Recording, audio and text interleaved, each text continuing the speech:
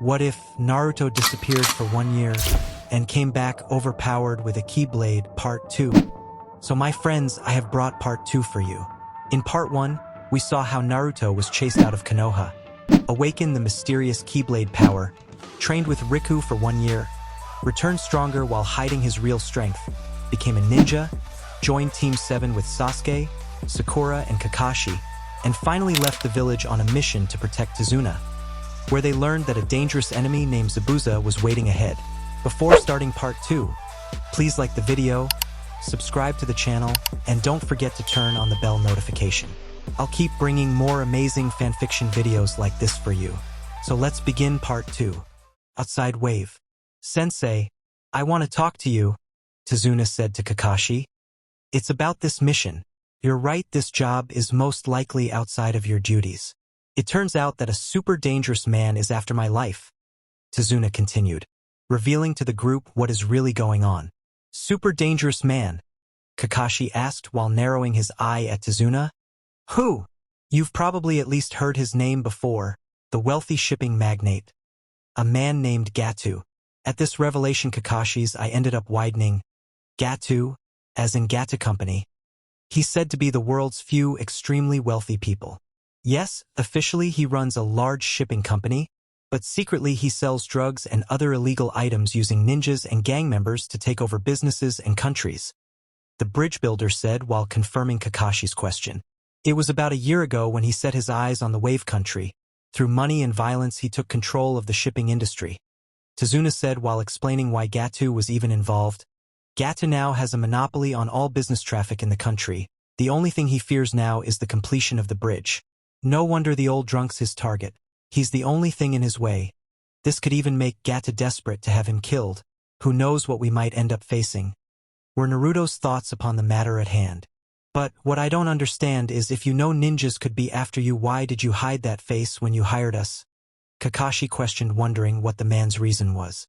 The Wave Country is super poor. Even the feudal lord has no money. Of course we don't have enough money for an expensive B-rank mission, Tazuna said, revealing the reason. Well, if you quit the mission now, I will definitely be killed, but don't worry about it. If I die, my cute 10-year-old grandson will just cry for a few days. Oh yeah, my daughter will be sad for the rest of her life, hating the Leaf Village ninjas forever. But it won't be your fault. Not at all, Tazuna said while laying down the mother of all guilt trips. He's trying to guilt trip us? Crafty old man. Naruto could only think with a smirk on his face. He then took a glance to see Kakashi slumped forward with his visible eye twitching while he was speechless. Well, I guess we have no choice. We will protect you at least until you get back to your country, Kakashi could only say while Tazuna's thoughts were along the lines of, I win. On a boat. Team 7 was currently on a boat heading towards Wave, and at this moment they could see the bridge that was being built by Tazuna. The group could only look in wonder how huge the bridge was, while also being alert for anyone who may be hostile. Well, except for Sakura, who was currently taking glances at Sasuke with a blush on her face. The boat continued until they reached a rundown dock out of sight. But they had finally reached Wave. Okay. Get me home safely, Tazuna said while the group started to head towards said home in the direction of the village. Kakashi was currently giving out a dejected sigh at the thought that their next opponent will probably be a ninja of Jounin level. Kakashi and Naruto's attention was immediately drawn to a rustling bush though, with Naruto disappearing only to reappear a second later coming out of the bush while holding a white rabbit by the scruff of its neck. Naruto then glanced towards Kakashi, both immediately catching onto the color of its fur. In a tree above the group a shadow was lurking while looking down upon the group, its attention drawn towards the Jounin of the group. No wonder the brothers didn't stand a chance, the hidden leaf's copy ninja, the Sharingan Kakashi. Everyone get down, Kakashi shouted when he heard something slicing through the air behind them. Everyone dived down with Naruto tackling Tazuna to the ground. Immediately afterwards a giant Zanbato came spinning through the air, passing right over their heads. The Zanbato ended up slicing into the trunk of a tree, while a moment later a man appeared, right on the hilt of the Zanbato. Kakashi's visible eye narrowed once he identified who the assailant was. Naruto, on the other hand, was wary of the amount of chakra the assailant was giving off. This person has chakra levels of that of a high Jounin, If things take a turn for the worse, I might end up revealing part of my strength much earlier than I thought I would. Well, if it isn't Momochi Zabuza, the demon of the hidden mist, Kakashi said while identifying who the owner of the Zanbato was. Wait, did he just say Zabuza as in one of the 7 swordsmen of the mist? I was right, I'll most likely have to reveal I'm much stronger than I gave off. Naruto's thoughts were since he could not identify the man because he had never felt his chakra signature before. Everybody get back. This one is on a whole other level, Kakashi said before he grabbed the left side of his headband. It will be a little tough, unless I do this. You appear to be Sharingan Kakashi. Sorry, but the old man is mine, Zabuza said while revealing to the group what was being covered up by his headband. Naruto took a glance at Sasuke out of the corner of his eye to see what his reaction would be, and the reaction he got was one of pure shock at the mention of the Uchiha's clan Dojutsu. Surround and protect the client. Do not enter the fight, Kakashi said with deadly seriousness in his voice before he pulled his headband up and off his eye to reveal the Sharingan. The Sharingan is a special physical condition that only appears in a select few members of the Uchiha clan. Could he be? Sasuke could only wonder. Naruto saw this and could only sigh to himself. I know what you're thinking, and you're wrong. Enough talking. The old man is my target, Zabuza said while the team of genin immediately surrounded Tazuna while guarding him from anything that may wish to do him harm. But it seems I will have to beat you first, Kakashi. After he said this, he jumped off his Zanbato while pulling it out of the tree and strapping it to his back. He then proceeded to land on the water ninpu. Kirigakure no Jutsu? Ninja art. Hidden mist jutsu. The area was then covered by a thick layer of mist, making it nearly impossible to see. Kakashi then decided to speak up.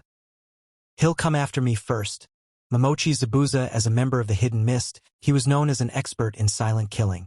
8 choices: liver, lungs, spine, clavicle vein, neck vein, brain, kidneys, and heart. Which one should I go after? A voice said, sounding as if it came from all directions. Sasuke was sweating like crazy under the killer pressure being released. I can't take it. I'd almost rather die now and get it over with, he thought while he slowly started to bring his kunai up to his neck. Before anything could happen though, 2 fingers grabbed the kunai, stopping him from moving it any further. He then heard a chuckle beside him. Relax? Or is this too much for an elite Uchiha? Looking to the side, he saw the smirking face of one Naruto Uzumaki. He then gave off a weak glare.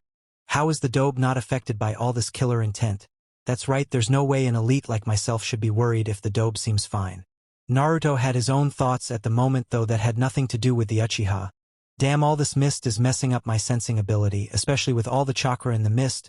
Wait, all the chakra has to be coming from somewhere, so if I can follow it to the source, shit. Not a second later, Zabuza appeared in the middle of all 3 of them and in front of Tazuna. It's over. He tried to take a swing with his Zanbato only to be knocked back towards Kakashi. Looking back at what had hit him, all he saw was the genin with the blindfold standing near where he just was with his foot extended. Did that genin just push me back? Impossible. He then looked down to see a kunai being stabbed into him from Kakashi, who had used the chance when Zabuza was knocked into him. But instead of blood, only water was dripping out. Behind Kakashi, another Zabuza appeared and sliced him in half, only for him to disperse into water, just as Zabuza's clone had done moments ago. No way. In this mist he still copied it, Zabuza thought in shock.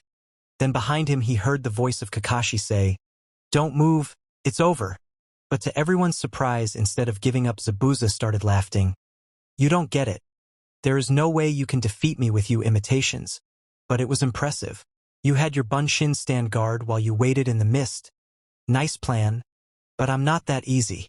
The last part Kakashi had heard behind him, while the Zabuza in front of him revealed itself to be another Mizu Bunshin. The real Zabuza then performed a wide horizontal swing, trying to slice Kakashi in half, only for Kakashi to duck under the swing. Zabuza then lashed out with his right leg, which Kakashi blocked only to be sent flying into the water. Zabuza then appeared behind Kakashi while performing a set of hand seals, Heful, Suiro no Jutsu, Water Prison Jutsu. Kakashi was then contained in a ball of water, making it impossible for him to escape. You tried to escape to the water? Big mistake. Now that I have you, I'll take care of them. Mizu Bunshin no Jutsu, Water Clone Jutsu. And out of the water emerged a perfect replica of Zabuza. Crap, he was stronger than I expected. And now I'm trapped, Kakashi thought while worried about his genin team. Sigh. Well, I guess it's time I fight. Might as well use the Keyblade. Naruto thought while he focused on his hand, which was gripped as if it was holding something. Zabuza's clone then charged straight at them with the intent to kill and complete his mission. Just brats, the real Zabuza said while observing the genin team. Take Tazuna and run. You have no chance of beating him and he can't move while I'm trapede. The Mizu Bunshin can't go very far, form his real body, just run. Kakashi shouted out towards the group, hoping to not have to lose anyone else. The clone was about to swing his sword at the target in front of him, which happened to be Naruto. What the clone didn't see was the smirk on his face. With a flash of light, Naruto disappeared from the clone's sight only to reappear behind it, with the clone having a diagonal gash across his chest. The real Zabuza could only watch in shock at how the genin had defeated his clone in a split second. Impossible. Even though that clone wasn't as strong as me, it still should have been strong enough to deal with those genin. He then took a closer look at which of the genin had defeated his clone, only for his eyes to widen.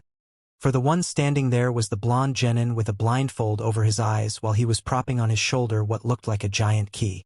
That's the same Gaki who kicked me earlier and was able to push me back. I thought it was just a fluke, but now, Zabuza thought while narrowing his eyes upon the enigma. Also, what's with that giant key? Is that supposed to be a weapon? I'll tell you this right now, there is no way some clone will be able to take me on, Naruto said with a cocky smirk that made Zabuza further narrow his eyes, only for them to widen when the Gaki disappeared from next to the bridge builder, only to appear in front of him while he was in the middle of a downward slash. Zabuza had just barely brought his Zanbato in front of him to block the blow. There is no way a genin should be able to move that fast. Hell, even a jounin would have some trouble. Naruto then started to rain down a barrage of blows towards Zabuza, with him just barely being able to block the blows. Damn, I can't keep this up with just one hand. Not only are his attacks fast, but they're also strong. Zabuza was in for a surprise though when Naruto's next attack was faster than all the rest, making his eyes widen. Damn. Are you telling me he was holding back? Zabuza had no other choice but to stop the jutsu that was keeping Kakashi contained as he dodged backwards just out of reach from the attack. Damn. Now not only do I have to worry about Kakashi being free, I also have to worry about this Gaki, who probably hasn't even gone all out yet. Zabuza thought while sweating nervously, for the genin had already shown he could go even faster, so who's to say that was his limit? Naruto decided to use this moment to his advantage and charged at Zabuza once again, laying down another barrage of attacks.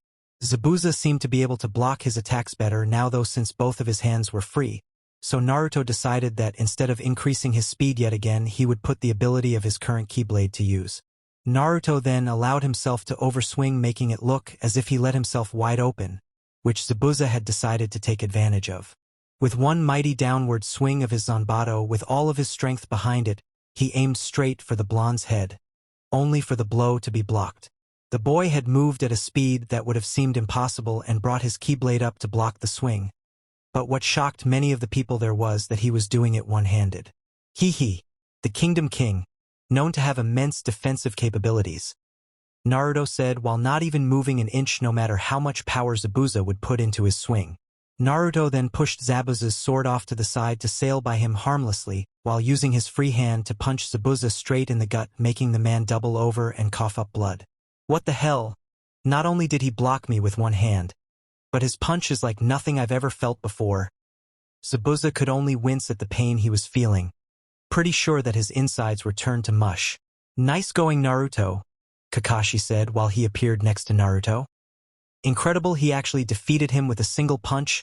How strong are you, Naruto? Now I think it's about time we end this, the copy Nin said while pulling out a kunai and heading towards Zabuza, who was now on his knees while holding his gut. But before Kakashi could end the man's life himself, two Sunban embedded themselves into Zabuza's neck, killing him instantly. Everyone's eyes widened in shock before looking at the sources of where the weapons were thrown from. They saw a masked figure standing on a tree branch above them, while Kakashi immediately went over to Zabuza's body to check if he was truly dead.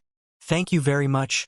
I have been searching for the opportunity to kill Zabuza for a long time, the masked figure said to them while lowering his head in a bow. That mask, you're a Kirigakure hunter Nin, Kakashi stated as he saw the design on the mask. The figure gave a nod before using a shunshin, body flicker technique, to appear next to Zabuza's body. Your battle is over now, and now I must dispose of this body. Farewell. The figure said while using a shunshin again to disappear with Zabuza's body. Why would the Hunter Nin take the body and not just dispose of it here? They usually only need the head for identification. Naruto thought with suspicion and decided to bring it up later with Kakashi when they are alone. Kakashi then pulled his headband back over his Sharingan. Now we have to get Tazuna-san back home. Let's go. Right after he said this though, he started to fall forward only to be caught by Naruto. Sheesh sensei. You know how much your Sharingan drains you. Tazuna's house. Kakashi was currently lying in a futon recovering after his battle with Zabuza. Are you alright, sensei? The person who had asked this was Tazuna's daughter Tsunami, who was currently looking after the exhausted Jounin. Yeah, but I can't move for a week or so. Kakashi then went on explaining to the group what the Hunter Nin were. Although Naruto had already learned this during his year away. Forest. The Hunter Nin was currently crouched over Zabuza's body about to take the sunbon out of his neck, only to be stopped by Zabuza himself. That's all right. I'll do it myself. He then proceeded to yank the two sunbon out of his neck. You shouldn't be so rough. You really will die if you pull them out like that. The Hunter Nin then took the mask off to show the face of a young girl. If I hadn't saved you, you would have died. You shouldn't be able to move for about a week, the girl explained to Zabuza. Will you be alright next time? Zabuza could only sigh at this. If it was just Kakashi I would say yes. But that Gaki, he's strong, really strong, he said while putting a hand over his gut which was bruising up. You're right, he is strong. It actually seemed as if you weren't even a challenge to him. And it also seemed as if he wasn't even going full strength, the girl said commenting on how the fight looked to her. Zabuza could only nod. You're right. We might actually have to be more on the lookout for him than Kakashi. The two could only think in grim contemplation of what was set before them and their mission. Tazuna's house. Naruto had just entered the room Kakashi had been staying in while recovering from his chakra exhaustion. Kakashi had figured out what it was Naruto wanted to take about once he saw the serious look on Naruto's face. For it was actually something he had been thinking about over the past few days. This is about Zabuza and the Hunter Nin, isn't it? Kakashi questioned, getting a nod in return. Yes, usually the body should have been destroyed right there and only the head should have been taken, but the Hunter Nin actually took his body, Naruto stated. Then there's the Hunter Nin's choice of weapon which was used to dispatch Zabuza. He continued, with Kakashi deciding to speak up. Senbon. They could be used to hit a pressure point to induce a momentary death. So we agree then, Zabuza is still alive, Kakashi said, again getting a nod in return. Kakashi decided to ask a question that had been plaguing his mind since the encounter on the bridge. So, Naruto, do you mind explaining to me how it is you were able to not only fight Zabuza, but also overpower him, and also what was that weapon you used? Naruto let out a sigh, knowing that this topic would eventually come up. Well, I guess to make this easier to understand, I'll tell you what happened right after I was ran out of Konoha. This made Kakashi wince, still blaming himself for not being able to protect Naruto. Well, as I already told you, I met a guy named Riku who ended up teaching me. What I didn't tell you was that before I met him, I acquired the power to wield a weapon known was the Keyblade. Keyblade? Kakashi questioned the unfamiliar term, but then thought about the shape of the weapon Naruto had wielded on the bridge. Well, it certainly did look like a giant key. The Keyblade is a weapon given to a chosen few to combat the darkness and beings known as Heartless, Naruto said. He decided to explain what a Heartless is before Kakashi could question him. The Heartless created from the darkness of a person's heart. They lose all ability to think and reason and rely on instinct. The Heartless usually attack people to create fellow Heartless and will only follow those that they deem as strong. This made Kakashi raise his eyebrow. Heartless. I've never heard of anything like what he is describing, nor have I seen anything like it. If you're wondering why you've never heard of them before, well, that's because the Heartless haven't appeared in this world yet.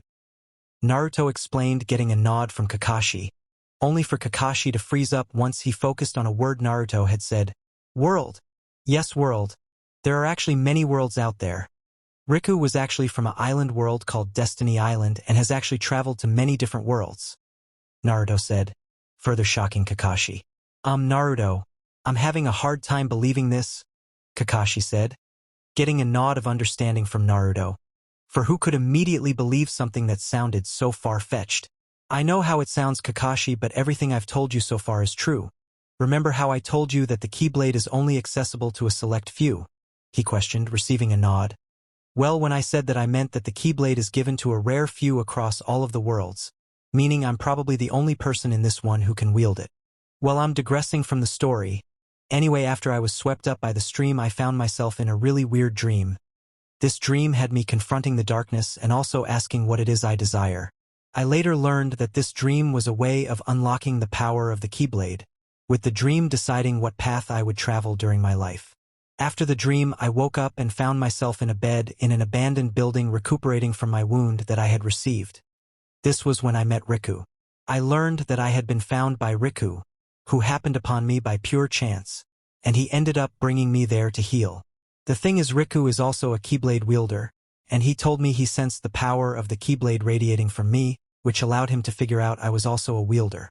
He then told me about the Keyblade and the power it would allow me to wield and also how to use it. He then asked me how it was I ended up with the wound I had, to which I told him what had happened, and after hearing this he decided to train me since I had nowhere to go at the time. During the time I was able to master the Keyblade and its power, along with my own skills which allowed me to defeat Zabuza. While Naruto had been talking, Kakashi had been listening without interrupting. His mind though was currently popping up question after question. But one question that was at the front of his mind was, so if he can defeat Zabuza, then how strong is he really? He decided to ask a different question that was also at the front of his mind though. Naruto, when you said powers of the Keyblade, what kind of powers does it give you? Naruto was currently thinking of how much to reveal to Kakashi. Finally he decided what to tell him. Well, there are actually many different forms of the Keyblade. The one you saw me use against Zabuza was called the Kingdom Key. Its ability is an unbreakable guard which I used to block Zabuza's attack in the end. The Keyblades are also capable of improving my physical attacks and my jutsus. The Kingdom Key, for instance, slightly increased my strength while my jutsus were moderately increased. I am actually capable of wielding several different types of Keyblades. The Kingdom Key, however, was the first one I was able to use. The ability of the weapon Naruto had used amazed Kakashi. Not only do they increase his offensive strength, but they can also give him unique abilities. The unbreakable guard ability itself is amazing, since it seems it doesn't matter how strong the attack is. Wait a sec, didn't he say the Kingdom Key only slightly increased his strength? But that punch he gave Zabuza looked like it could even match Tsunade-sama's level. Does that mean it was mostly his own strength? Naruto. That's amazing. Why did you hide it during the bell test though? Kakashi could only wonder why Naruto would hold back so much. If he were to use that kind of ability during the bell test, not only could he have been able to get the bells with ease, but he might have also been able to beat me. About that, I'm kinda trying to hide my true abilities, Naruto said sheepishly while scratching the back of his head. This caused Kakashi to raise his eyebrow. Why would you want to hide that kind of strength? Well, first off, I don't know how the village would react if they found out that the demon was capable of this kind of strength, Naruto explained. Then there's also the council. Kakashi immediately understood what Naruto was trying to say. He's right, the civilian councils and the elders always feared him getting stronger. Who knows how they would react? Naruto sighed, knowing that some of his true strength would be revealed to the village though. If it was just Kakashi, I wouldn't have had to worry. But Sasuke and Sakura also saw me. They'll no doubt report to the council. Well, now that that's explained, I guess we should inform everyone else about Zabuza, Naruto said. With Sasuke. Sasuke was currently fuming on the inside. How the hell does the Dobe have that much power? The reason for his anger was how the Dobe completely outclassed him during the confrontation with Zabuza. Not only did he save Kakashi-sensei, but he was also able to push Zabuza back and even hurt him. If it wasn't for the Hunter Nin, then he surely would have defeated him. Sasuke thought to himself. How the hell was he able to do it though? This is the Dobe we are talking about here. Sasuke kept wondering how he was able to do what he did. But then his mind focused on the memory. Wait, he had some type of weapon, yes, that giant key, he was able to block Zabuza's sword with that. That has to be the source of his strength, I must have it. That has to be it. There's no other way the Dobe could be so strong. I'll demand him to hand it over to me, and if he doesn't, I'll go to the council and have them make him give it to me, Sasuke thought, grinning. Kakashi's room. Kakashi had just revealed to the group, which consisted of his team and Tazuna, of how Zabuza was still alive, while he also explained to them how the Hunter Nin might also be their enemy. Everyone but Naruto's reaction had been shock, with a chill going up their spine. For the man who defeated their sensei and was capable of releasing the overwhelming killing intent was still alive. So now that you know Zabuza is alive, we must prepare for when we confront him again, Kakashi said to the group. Sensei, what do you mean prepare? You can barely even move, Sakura questioned. You guys will receive training, was his answer to her question. But sensei, if Zabuza's alive, can't he attack anytime? Should we really be training? She further questioned him. Well, when a person is put into a momentary death, it actually takes a bit before they can return to full strength, so until then we train. All of a sudden a boy walked into the room. Why do you even try? You just gonna be killed by Gato. This made Naruto raise an eyebrow. Inari decided he wasn't finished though. If you don't want to die, you should leave. Once everyone was finished talking, Naruto decided to go check on Inari. Once he reached his room, though, he heard the sound of crying coming from the room. Taking a look inside, he saw Inari sitting on a desk looking at a picture, while tears were flowing down his cheeks. Dad! This made Naruto's eyes soften, and he walked away from the room and headed back to the group. Outside. We will now begin your training, Kakashi stated to the group of genin. Today we will work on chakra control. The exercise we will be using is tree climbing. This isn't normal tree climbing though. You will be climbing without using your hands. Seeing the questioning looks from two of his students, Kakashi decided to demonstrate what they would be doing.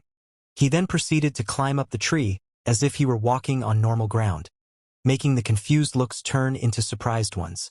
Kakashi then proceeded to explain to them how to achieve what he was currently doing, with Naruto mostly ignoring him, already knowing how to do this. Now Sasuke and Sakura, I want you to do this while Naruto goes with Tazuna to guard him on the bridge, Kakashi said. Sakura decided to speak up about this arrangement. Why does Naruto Baka not have to train? Kakashi decided to enlighten her. Well, as I'm sure you saw during the fight with Zabuza, all three of us were walking on the water. This got a shocked look from Sakura, since now that she was no longer in a life or danger situation, she could finally let her mind wander about the smaller details. Now that you say that, how were you even able to do that? Naruto was the one who decided to answer this time. Well, that was actually what is called water walking. It's basically a more advanced version of what Kakashi just showed you. I learned how to do both during the year I was gone, so I don't need this kind of training. His response made Sasuke clench his fist. How can the dobe be so far ahead of me? Hatake, I demand you teach me how to water walk instead. He demanded of his sensei, only to get a glare in return. That's Kakashi-sensei to you, and before you can water walk you must first master tree climbing. Sasuke was further enraged from being denied, so he decided to demand for something else. Dobe, I demand you give me that weapon you used to fight Zabuza. I bet that's the only reason you were able to defeat him. This made Naruto raise an eyebrow before he spoke up. No. Dobe, I am an Uchiha, and elite, and you must do what I tell you to, he said, only to be denied once again. I will give you one more chance. If you do not give it to me, I will have the council make you. This made Naruto roll his eyes. Team, no matter how many times you demand it, I will not give it to you. Before Sasuke could do anything foolish, Naruto turned around and walked back to the house to meet up with Tazuna to start his guarding duty. Kakashi handed the two a kunai to mark their progress before turning around to catch up with Naruto. You do know he really will go to the council, and with how much they spoil him and hate you, they really will demand you give it to him. I know, and I will cross that bridge when it comes. Besides, I already told you only a select few can even use it, was his response, ending the topic. Zabuza's hideout. Haku was currently watching over a bedridden Zabuza since he has yet to recover. Haku's attention was drawn to the entrance of the room, however, when Gato and two samurai bodyguards walked into the room. Heso, even the great demon, the mist lost, pathetic. Haku was on alert when she saw Gato's two bodyguards start to draw their swords and attack. Gato stopped them though when he saw what they were about to do. He then started to walk towards Zabuza and was about to pull down his mask. However, his hand never reached its destination as Gato's arm was grabbed by a furious Haku. Don't touch Zabuza-san with you dirty hands.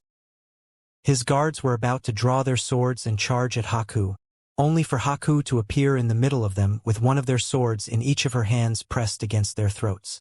Oh, one more time, I'll give you one more try, but if you fail, Gata said in panic, trying to sound threatening but failing horribly. Gatu and his guards ran out of the room as fast as they could to get away from Haku. Haku then turned to Zabuza and said, Gatu's probably going to turn on us. What should we do? Zabuza, who hadn't spoken the entire time throughout the ordeal, said, You're right, things are starting to look bleak. First we have to face off against the Sharingan, which wouldn't normally be a problem, but there is also that Gaki with the key. Even if we somehow defeat them, Gatu will most likely use that chance to finish us off while we're weak instead of paying us. Like I said, what should we do? Haku repeated herself. Running is out of the picture. Although Gatu is a worm, he still has many connections that could prove annoying. Killing him, although very appealing, is also out of the picture. If we do that, the commotion that it would cause would have Kiri after us again. Haku and Zabuza started to think over their situation, trying to think of any way to avoid any danger. Finally, Haku spoke up. I know you probably won't like this, but how about we try to ask the Konoha for help and work together with them to bring down Gatu? This way his death will be pointed towards the Konoha, and it will seem as if we were never here. Zabuza's eyes widened a little, then narrowed. Even if we try to get their help, what makes you think they will give it to us? I don't, but it's the only option we have. I'll go meet up with them since they don't know my face, so they won't attack me straight out. Haku said, sure that their ruse with her being a hunter had already been figured out. Bridge. Naruto was currently yawning to himself while he was just standing around on the bridge doing nothing but watching over Tazuna. To sum it up in one word, it was boring. Hey Naruto, where's the other two? Tazuna said while noting the blonde's boredom. Those two are doing some training right now. He responded to Tazuna's question. What about you? Tazuna asked, though his thoughts were along the lines of, well, not that he really needs it. I mean, he did overpower Zabuza. Nah, I already did the training they're doing right now. Not much point in me staying there, so Kakashi-sensei sent me here to guard you and the other bridge builders. Naruto responded, followed by another yawn. A man then came over and called out Tazuna's name, who then proceeded to walk over to the man, wondering what he wanted. Naruto looked over towards the two with interest, seeing how heated the conversation was. Naruto then saw that Tazuna dismiss everyone, saying that it was enough for the day. So what was that all about? Naruto asked when Tazuna walked back towards him. Tazuna sighed with his shoulders slumping. That was Jichi. He said he wanted to stop working on the bridge. More and more people are starting to quit for fear of their lives and what Gata may do to those who are standing up to him. At this rate, we may never get the bridge done if everyone keeps quieting. In town, Naruto and Tazuna were currently walking through the town of Wave on their way to pick up food for tonight. Naruto was looking around at how poor the town was and noted and depressed everyone was. He even saw children sitting around homeless. Naruto then felt a tug on his pants and he looked down to see a young kid holding his hands out. Naruto ended up giving the kid some candy and smiled slightly as the kid's face lit up. It has been like this since Gata showed up, Tazuna said. Everyone has lost hope. This is why we need the bridge. The bridge is not only so we can get out from under Gatu's grasp, but also a symbol of courage so everyone can stand up for themselves. Tazuna, no matter what happens, I'll free this village and I'll make sure that Gatu can never do something like this again, Naruto said with determination in his face, with his hands clenched into fists. Tazuna's house. Everyone was currently sitting around a table eating dinner. Sasuke and Sakura looked exhausted from the training and were glaring at Naruto, who was able to skip out on it. Sakura then saw a picture on the wall and asked about it, which led into a conversation that ended with Inari charging out of the room. Tazuna then told the tale about the hero of Wave, who happened to be Inari's father but not by blood. After Tazuna had finished telling the story, Naruto was beyond pissed at what Gata had done. He knew he needed to go relieve his anger. He then stood up and looked towards Kakashi. Sensei, I'm going to go do some of my own training. He then left the room, not even waiting for a response, and found an area in the dense forest out of sight and called out his Keyblade and started to relieve his anger on the trees around him. Time skip next day. Haku was walking through the forest, look for herbs to help heal Zabuza. But to her surprise, she happened upon a part of the forest that was completely destroyed. However, the method that the trees were destroyed varied between many different ways. In one area she could see that the trees were chopped down. In another they seemed to be either burned to cinders or blasted apart from what looked like a lightning strike. What surprised her most, though, were the trees that were either frozen or the giant pile of trees that looked as if they had been uprooted and then crushed together. What could have happened here? The trees are completely devastated. And not by just one way either, were the thoughts of the scared Haku. Then she saw something that stuck out the most. For in the middle of all the destruction stood one tree, which usually wouldn't have looked all that strange in a forest. Why is that tree still standing? She then headed over towards the tree and walked around it only for her eyes to widen and for her to gasp. The reason for her surprise was because of what she found behind the tree. For what she saw was the blonde Konoha that had fought off Zabuza before. Are you telling me he did all of this? I must tell Zabuza, no matter what happens we mustn't face him, for surely we would die. Wait, maybe I could use this as a chance to ask him to relay a message to his sensei asking for help. She then went over and was about to gently shake the boy awake only for her to be surprised when the boy spoke up. Hello. Lovely day, isn't it? My, it seems you were already awake. Do you mind telling me what happened here? She asked with a fake calmness. Her thoughts, on the other hand, were like a raging storm. Was he awake this whole time? Well, I kinda got a little pissed off yesterday and needed a way to relieve some of it. And as you can tell, I think I went a little overboard, he said sheepishly while scratching the back of his head. How about you, Hunter Neen, what are you doing here? He asked, further surprising her. How did you know? Did you really think a mask would matter to someone who couldn't see? He asked. He then asked another question that made her stiffen. So how's Zabuza doing? He knows that Zabuza's alive, so I was right, they did see through it. But how can he be so calm when an enemy is so close to him? Or maybe he's so calm because he knows he could kill me whenever he wants to. She thought to herself while shivering at the last part. So what are you going to do? Are you going to kill me? She asked, fearful of what he may do. Nah, you haven't attacked me yet, nor do you seem hostile, he said nonchalantly, seemingly without a care in the world. He's not going to kill me?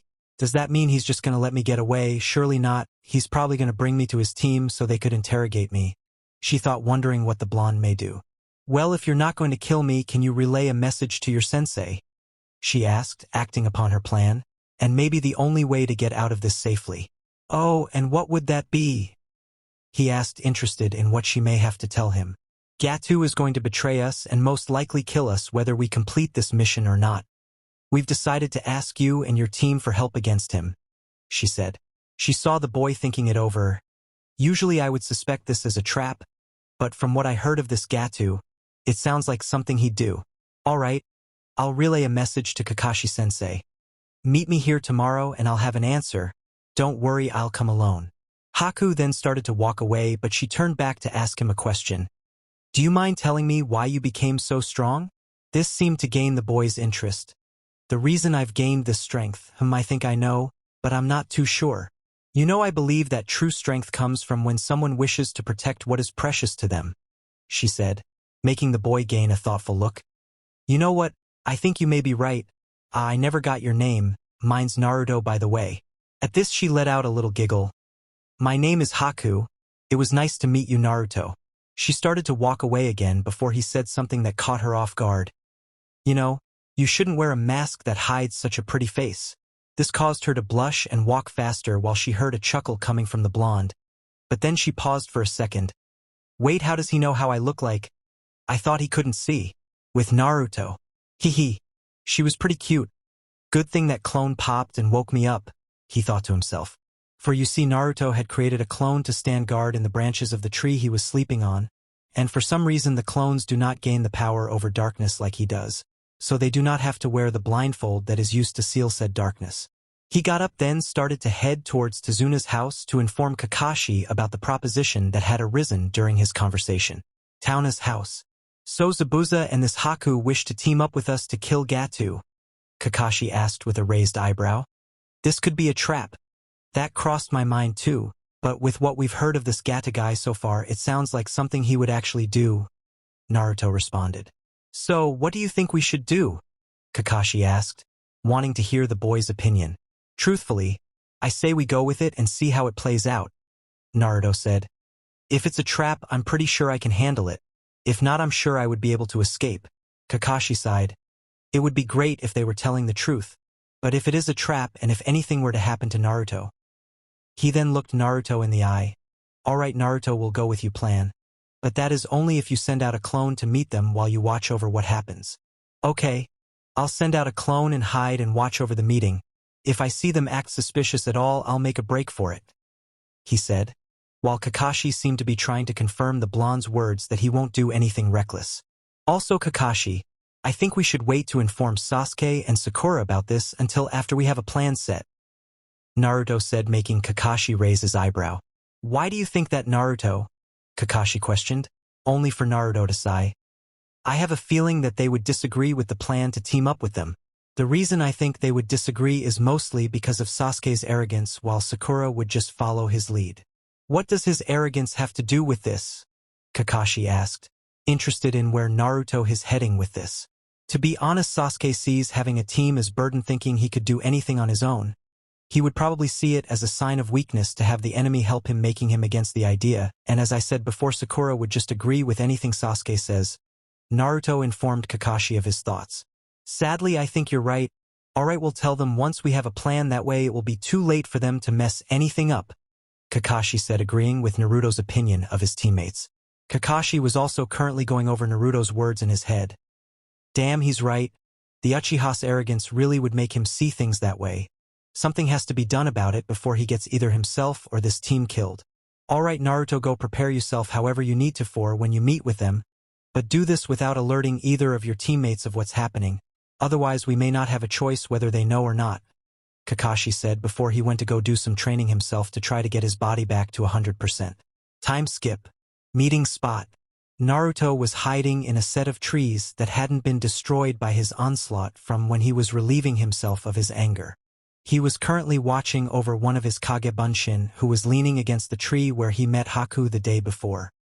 He then saw two figures coming from the opposite direction of which he had entered the forest, heading towards his clone. With Zabuza and Haku, the duo were currently walking towards the blindfolded blonde who was leaning against a tree. To Zabuza's interest, though, it seemed as if the Gaki wasn't tense at all, nor was he letting his guard down either. Basically, he's saying he has no fear of us, but he's not letting his guard down either. This Gaki is getting more and more interesting. Hey Haku-chan, Zabuza-san. The Gaki greeted them. Now if Zabuza had any eyebrows, one of them would have risen just now. Haku-chan? Zabuza then turned his head to look at the said person, only for his eyebrow to raise even further when he saw her blushing. Well, I'll be damned, she's actually blushing. I don't think I've ever seen her blush before. Haku was currently sporting a blush across her face. She tried to compose herself only to fail with the blush still on her face. Chan, why did he suddenly add a Chan, and why the hell am I blushing so much? Hello Naruto-kun. It's good to see you again, she said while further trying to compose herself only to blush at the little stutter. Damn it, what is wrong with me? Now both of Zabuza's eyebrows would have rose in shock if he had any. Holy shit, the Gaki's good. I can't believe she actually stuttered. Zabuza coughed into his hand, trying to draw the duo's attention, while saving the girl some dignity, before she heads straight towards becoming a stuttering mess. As I'm sure Haku-chan has told you, we are looking to team up with you and your team. The teasing tone he had when he said Haku-chan seemed to not have been missed if the glare he got from said girl was anything to go by. But he did note how she still had a blush across her face. Yeah, she told me how you don't trust Gato to hold up his end of the bargain and how he'll probably try to kill you either way, he heard the Naruto say. Good, you understand what we are dealing with then. Anyway, I have a plan on how to take Gato down if your side has agreed to the teaming up, Zabuza said. We agree, so what's the plan? Naruto asked, while Haku's shoulders seemed to relax a little in relief. Good. Anyways, to understand the plan, I will tell you what Gato's original plan was, Zabuza said. The original plan was going to be us fighting against your team on the bridge. Then from what I could gather, Gato was going to bring a group of mercenaries to finish off both sides once both were tired out and collect the bounties from both sides. This made Naruto nod. I can see that happening. Kakashi has quite a bounty from what I saw in the bingo book, while Zabuza's is especially high since he's a missing nin, and also since he tried to assassinate the Mizukage. Now here's what I have planned, Zabuza continued. We will stick with me and Haku meeting your group on the bridge, but instead we'll have a staged fight and wait for Gato to show his ugly mug. Gato will bring a group of mercenaries, but I will tell you this right now, he believes in quantity over quality. So while they may have numbers, they should be easy to take out. Naruto seemed to be thinking the plan over before he gave a nod. Simple, but it should work, and from what I've heard of Gato, we won't need anything complex anyways. Alright, I'll head back and inform my team. Also, not that they could harm either of you, but I'll have to warn you, try to avoid my two other teammates. They may try to do something stupid. Alright, if we go with this plan, then Zabuza-san, you should have your staged fight with Kakashi-sensei while I'll be paired up with Haku. This way we can have those two hang back and guard Tazuna while staying out of the way and hopefully stop them from doing anything stupid. Alright, also one more thing. Gato is a sleazebag who would probably send some of his men after the bridge builder's family. Zabuza informed him. Naruto seemed to be thinking over this new information. I'll leave a Kage Bunshin with them. This answer shocked Zabuza. Wait, isn't Kage Bunshin supposed to be a Jounin level? He decided to voice this. Kage Bunshin? Hee. Yup, a Kage Bunshin, the blonde said before disappearing in a poof of smoke. This further shocked Zabuza. Are you telling me we were talking to a clone this entire time? I couldn't even tell. I'm glad he's on our side, Haku said, with Zabuza agreeing with her. He then let a smirk cross over his face, although it could not be seen because of the bandages over his mask. So what's with the Haku-chan and all the blushing, huh? The blush ended up coming back full throttle, much to Zabuza's amusement. Nothing, she said before turning around and walking back to their hideout, making Zabuza chuckle to himself. That Gaki is getting more and more interesting.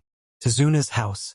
Once Zabuza and Haku had left the clearing, he went back to Tazuna's house and informed Kakashi of what happened, and of the plan he and Zabuza had devised. A staged fight to lure him out, sounds like it could work, and I agree with having the other two hang back to defend Tazuna. This way less complications will arise, Kakashi said while running his thoughts over the information he had just been told. That's my thoughts exactly, although it may be hard to get the Uchiha to actually stay back, Naruto said, which caused Kakashi to sigh. I know, I would just order him to, but the chances of him actually following the order. I guess we'll have to deal with it when it happens. Hopefully we can control the situation enough so he'll cause minimal damage, Naruto said, also sighing. Well, I guess it's time to inform everyone about what's happening.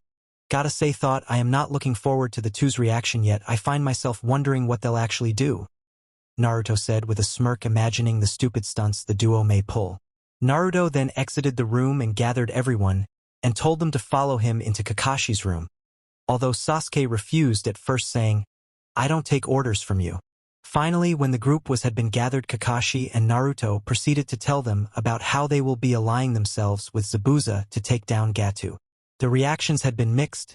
Tazuna seemed slightly relieved at having someone like Zabuza on their side and not their enemy, although that seemed to be overshadowed by the determination in his eyes to finally free his village from under Gato's tyrannical rule. As expected, Sasuke hadn't taken the news well. First it started out with him arguing why he had been left out of the loop while the Dobe was not. Then his anger shifted to the thought of allying themselves with the enemy. The ever-loyal fangirl was also backing up Sasuke the whole way, while screeching out how Sasuke's so strong that he would be fine by himself and other things along the same line, while degrading Naruto when she wasn't praising the Uchiha. Finally, Kakashi had informed the duo how they were to stay back and out of the fight and guard Tazuna. Sasuke's anger increased even more. He glared at Kakashi, then turned his glare on Naruto before storming out of the room, cursing the duo the whole time. Everyone headed off to bed to prepare for the inevitable fight on the bridge tomorrow, and hopefully the end of Gato's reign. Time skip next day. Bridge. Team 7 was currently standing on the bridge facing against Zabuza and Haku. The bridge had been evacuated the moment the duo had shown up, so they would not get in their way. Stick to the plan. I'll confront Zabuza while Naruto faces off with Haku. All the while you two will hang back and guard Tazuna, Kakashi ordered, giving a stern look to the duo. Sasuke grit his teeth and glared at the back of Kakashi's head. How dare he make me hang back, while the Dobe gets to be in the middle of the battle. Naruto then shifted his body and was about to dash towards Haku to begin the farce of a battle, only to see Sasuke shoot past him. Shit, that idiot, he's going to ruin everything. With a clang, the two were in a deadlock, with Sasuke attacking with a kunai and Haku defending with a senbon. Haku was panicking a little but did not show it. What is he doing? He's ruining the plan. Wait, I see, this is the arrogant one that Naruto-kun was talking about. I'll try to knock him unconscious then.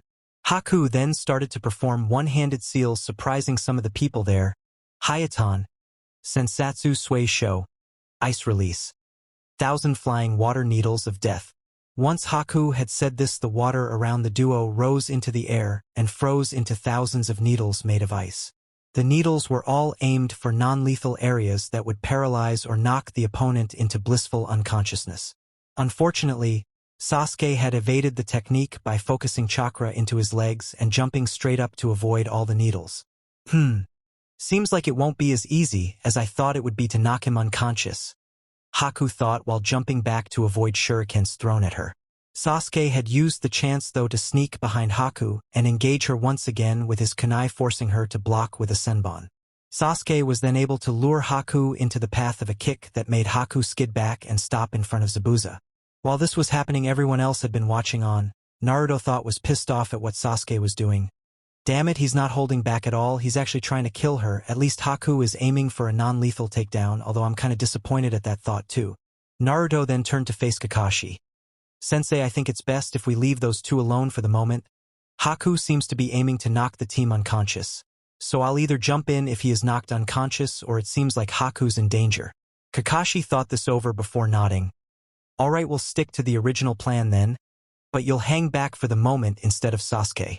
Haku decided that she had enough of this and decided to bring out her trump card, Hayatan, Makio Hyosho, Ice Release, Demonic Ice Mirrors.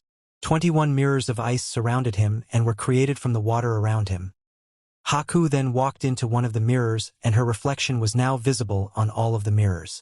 Sasuke was then under siege by hundreds of senbon that came from every direction, leaving him no room to dodge. This continued for a while until Sasuke had become a human pin cushion, although during the attack Sasuke was able to awaken the Sharingan. His body was just not able to move as he wished it to, making him unable to dodge the senbon even if he could predict their movement. Finally, Haku was able to hit a pressure point that caused Sasuke to be knocked unconscious. Damn, I'm using more chakra than I originally wished to. Once Naruto had saw Sasuke being knocked unconscious, he turned towards Kakashi. Well, seems like that problem's out of the way. Also, it seems my clone has ended up confronting what seemed to be two of Gatu's goons. Naruto then faced towards Haku and let a grin cross his face. Well, it seems like it's my turn. Can't keep a lady waiting, as they say. Naruto and Kakashi then dashed towards their respective opponents to get their plan underway for real this time and hopefully without any further complications arising. During the fight between Naruto and Haku, Haku had decided to stop her jutsu so she could save chakra. In return, the fight mostly consisted of a taijutsu fight at a level where neither of them would be worn out once Gatu decided to show up. The only problem during the fight was when Sakura had seen Sasuke's body that was filled with senbon. She ended up thinking he was dead and took out a kunai to charge at Haku. How dare you kill Sasuke-kun, you bitch! I'll kill you. However, she was quickly dispatched when Haku had dodged the slow kunai strike and had chopped Sakura on the back of the neck, knocking her unconscious. Naruto sighed when he saw Sakura charge at Haku. Although when he saw how easily she was defeated, he could only sweat drop. That was pathetic. Kakashi and Zabuza's fight had consisted of them exchanging low-level jutsus, water clones, and Zabuza also taking a few slow swipes at Kakashi with his Zanbato. After a little while, everyone had started to move sluggishly, so as to give off the appearance that the battle was taking a toll on everyone so as to lure out Gatu. Zabuza, you seem not to be doing too good. A voice suddenly spoke up, catching everyone's attention. Looking towards where the voice came from, everyone saw a group of people armed to the teeth. And in front of all these people was Gatu himself. Keeping up with the act, Zabuza turned towards Gatu and asked, Gatu, what are you doing here with all these men? He plans have changed. Well, actually I planned to do this from the beginning, Gatu said. Zabuza, you and your apprentice will die here. Gatu then turned to his men and ordered, all right men, kill the shinobi, but leave women alive, they can still be used. Gatu had said the last part with a lustful leer on his face while glancing towards Haku. I'll make that bitch pay for before. 4 of the mercenaries charged forth, hoping to snatch up the women, and maybe they'll be allowed to have a chance at them first, or hoping to get a bonus for killing the shinobi. Gatu had a smirk as the men charged. Shinobi he. They're nothing but talk, and now they're to worn out form their earlier fight. Once the mercenaries kill the men, I'll be able to get the bounty off of both Zabuza and the other white-haired nin while not having to pay Zabuza at all, Gatu thought while smirking to himself at how ingenious he thought his plan was. However, to his surprise, the four men were killed with ease. One of them had his throat slit by a kunai, another had his body cut in half, while the third one was a human pincushion, but unlike Sasuke, this one was dead. The final one, though, was what scared the rest of the mercenaries and Gato the most. His head was completely crushed by a punch to the face, form the blindfolded blonde of the group. The corpse went flying past the group and ended up being flung off the bridge altogether, showing the strength of the blonde. What confused Gato, though, was that the four people who had looked completely exhausted a second ago were all looking good as new. Wow, what the hell? All of you should be dead tired right now. What the hell is going on? Gato screamed out, furious at being duped. Heh! Gato, you're the real fool if you think I wouldn't figure out your little plan, Zabuza said. And although he seemed to be smirking at duping Gato, he was also furious at what Gato wanted to do with his daughter. His anger, however, was overshadowed by another. For next to him stood Naruto, who looked like he was physically holding himself from killing everyone before him. How dare he talk like that about Haku? However, something unexpected happened. Naruto's Keyblade had appeared in his hand without him willing it to, surprising him.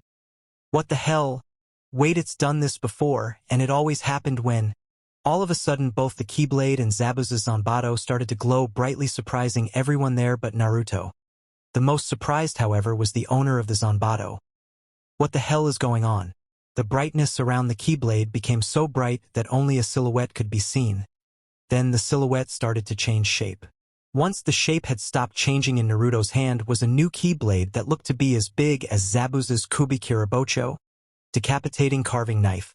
Kakashi turned towards Naruto and asked him, Naruto, what just happened? Why did your Keyblade change shape? Naruto glanced towards Kakashi and said, Remember how I said there were many different forms to the Keyblade? Well, it seems had just unlocked a new form, and since Zabuza's sword was glowing too, I'm guessing this sword was based off of his. Luckily, when I get a new Keyblade, I can use a skill that allows me to scan it and allows me to know what its name is and its abilities, and from what I can tell, this Keyblade's name is Executioner. Naruto then gave a thoughtful look as he was sorting through the new information he had received about the Executioner Keyblade. I stand corrected, it seems only its size is based off of your sword Zabuza. Its abilities, however, seem to be based off of you if its ability to enhance water-style attacks is anything to go by, Naruto said, shocking the group. Zabuza was looking at the Executioner Keyblade in wonder.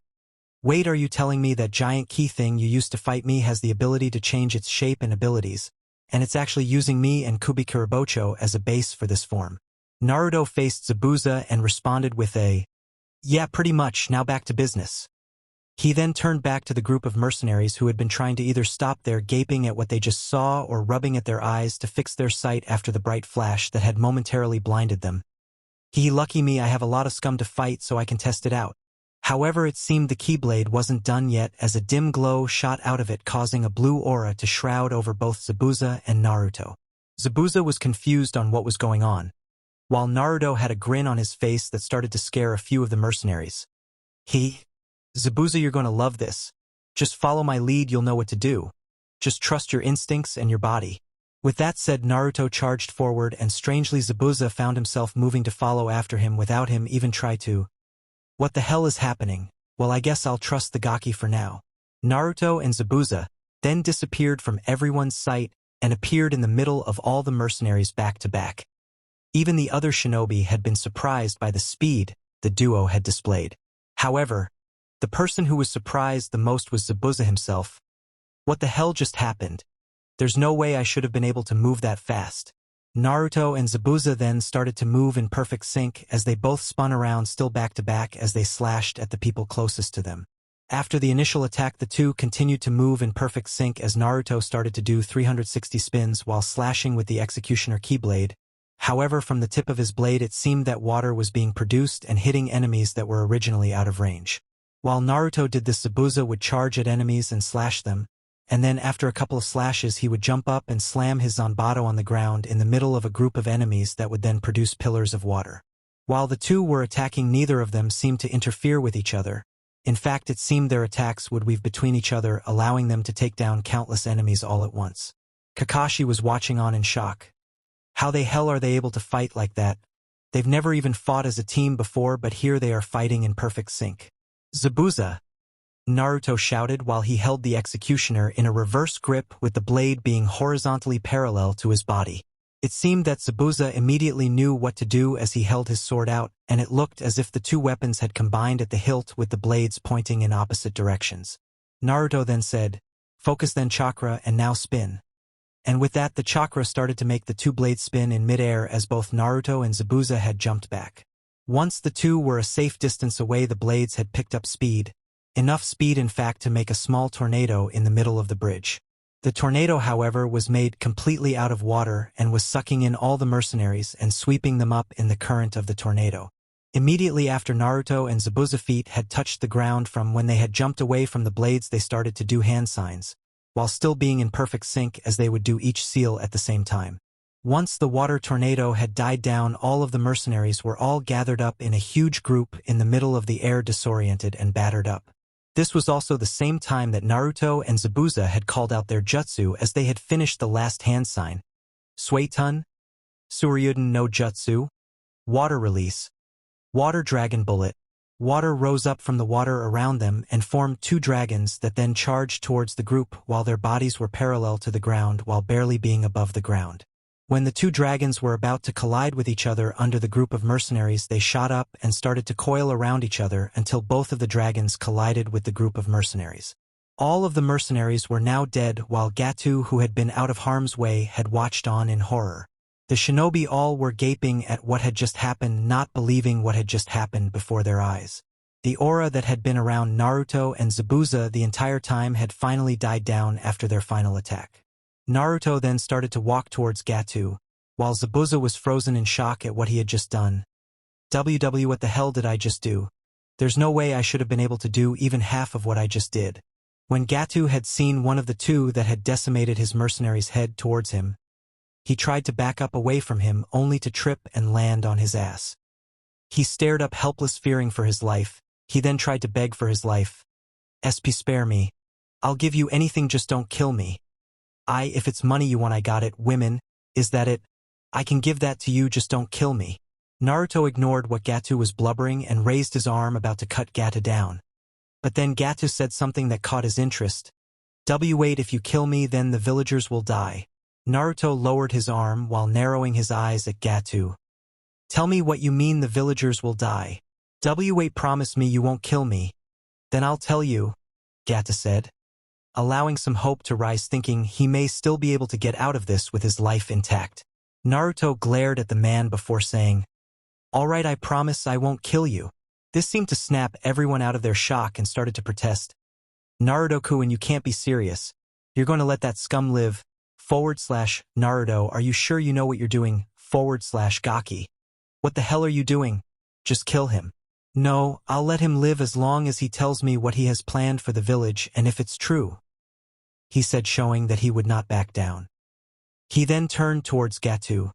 "If you're lying to me, I'll give you a painful death." Alright, these mercenaries aren't all of the ones that I hired. I have another army of them back at my base, and should something happen to me, they've been ordered to attack the village, and don't think killing me will make them stop. I have a way to pay them even if I'm dead," Gato said. If you let me live, I can order off the attack and I'll leave Wave along. I'll move to somewhere else, it's the truth, I swear," he finished while smirking on the inside. "If he does let me live, I'll order them to attack anyways, and with the numbers back at the base, it should be easy to take down these shinobi." Naruto then turned away. "As promised, I won't kill you," he said, making Gato smirk. But what Naruto said next replaced the smirk with fear. "But I only promised that I wouldn't kill you." Zabuza, on the other hand, With that, Naruto met up with the rest of the group while Zabuza was walking up towards Gato with a demonic grin across his face that everyone knew was there even if they couldn't see it. "Mary, mercy please," Gato cried out while shaking in fear. Zabuza's grin seemed to grow even more. "Sorry, all out of mercy." He then proved his sword worthy of its name as he separated Gato's head from his shoulders. Naruto watched as Zabuza walked towards the group after he had killed Gato. Once he was near enough, he asked, "I take it you and Haku know where his main base is?" Zabuza nodded while saying, "Yeah, I know where it is, although the mercenaries would be camping outside of the base since there wouldn't be enough room." Naruto nodded at this. He then turned to Tazuna. "It would be best if you head back to the village. Bring the idiots with you while you're at it." Tazuna only nodded at this, grabbing the idiots, while heading back to his village, excited to bring the good news of Gatu's demise and their freedom. Forest surrounding Gatu's base. The group that consisted of Naruto, Kakashi, Haku, and Zabuza were currently spying on the mercenaries that they had came to eliminate. Kakashi decided to speak up. He wasn't kidding that there were more. There has to be at least 5x the amount he brought to the bridge. The village would be overrun quickly without even being able to stand a chance. As Kakashi had stated, there was an army of mercenaries camping in a large clearing close to Gatu's base. The number of mercenaries seemed to number around a couple hundred. Naruto then had an idea of what to do, an idea that his Keyblade actually seemed to be trying to carry out on its own. "Alright guys, I think I've got a plan," Naruto stated while turning towards the group next to him.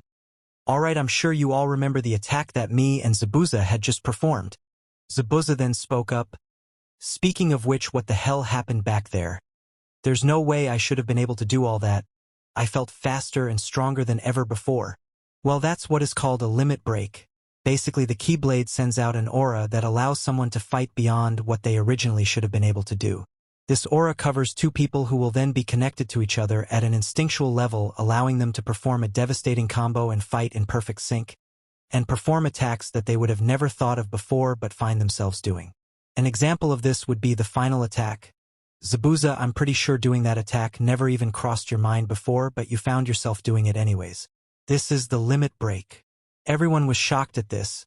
No one could believe such a thing was possible, but were unable to deny it as they had seen it done before their own eyes. In one case, found themselves doing. "Anyways, my plan is to perform another limit break, but this time with Haku," Naruto stated, getting an eep from said girl. "W with me?" "Yup, I saw when you were fighting Sasuke earlier you were able to manipulate ice. Well, I have an idea for an attack that we could do, but it would probably require the limit break for us to pull it off," he stated. Haku's thoughts strayed back to when she first met Naruto. More specifically, her thoughts had focused on the frozen trees she had saw amidst the destruction. "Alright, I'll do it." "Good, follow me. We need to find a spot that gives us a straight shot at the camp that will allow us to hit everyone." After a little bit, the group had happened upon a hill a little ways away from the camp, but allowing them a view of the camp as a whole. Naruto then turned to face Haku. "Alright, just trust me and trust your instincts." Naruto then had his Keyblade appear in his hand, but it was a Keyblade no one there had seen before. This Keyblade's name is the Mysterious Abyss. It gives a boost in ice attacks and abilities. Then again an aura flowed out of the Keyblade and wrapped around both Naruto and Haku. But this time the color of the aura was of a lighter blue. As Zabuza had said, Haku found herself feeling stronger and faster than ever before. Naruto then lifted his right arm until his Keyblade was pointed straight at the camp of mercenaries.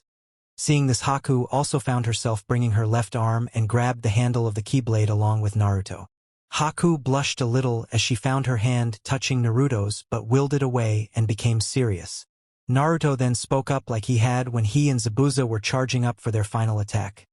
"Now focus your ice element chakra into the Keyblade and charge it up." She did just that, but to her surprise she could feel something similar coming from Naruto also chagrining up the Keyblade.